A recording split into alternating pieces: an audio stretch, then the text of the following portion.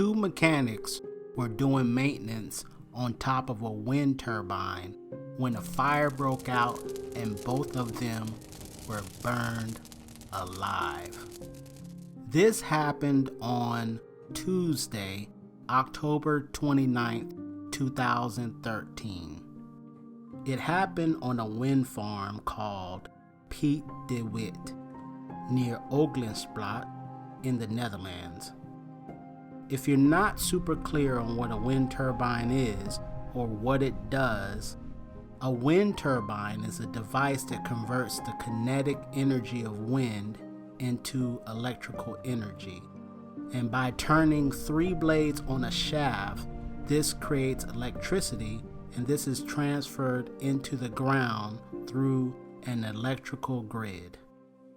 So there were a total of 4 workers on top of that turbine doing routine maintenance.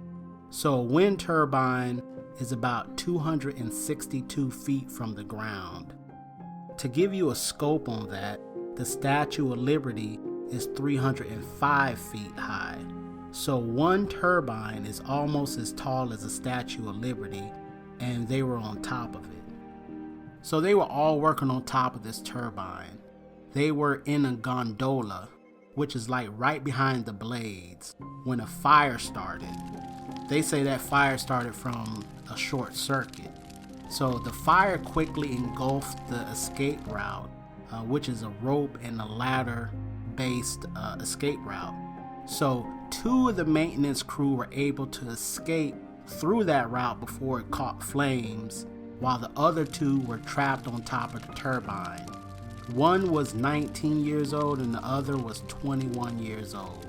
So while the fire was building, the last thing that they did was say some kind words to each other, and then they looked at each other and hugged each other as the flames engulfed them and took them out. One fell to the ground and the other one was found when the fires died down. This was a very sad story.